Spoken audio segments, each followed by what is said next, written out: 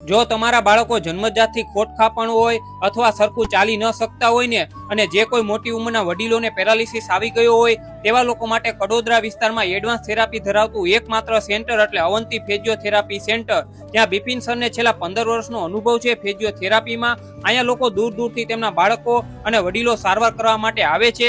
અહીંયા તમારા શરીરને ગમે તેટલા જટિલ દુખાવા હોય ને તો તમને વગર દવાએ સારું થઈ જશે, જેવા કે કમર, ઘૂંટણ, ગરદનના દુખાવા, પગ એડીના દુખાવા, નસ દબાવી, મંદબુદ્ધિના બાળકોની સારવાર, ફ્રેક્ચર પછીની કસરતો, સાયટિકા, ઘૂંટણના ઘસારાની તકલીફો, કપિંગ થેરાપી જેવી તમામ સારવાર કરી આપવામાં આવે છે. અને આ અવંતિ ફિઝિયોથેરાપીની બીજી બ્રાન્ચ પુણાપાટિયામાં પણ આવેલી છે.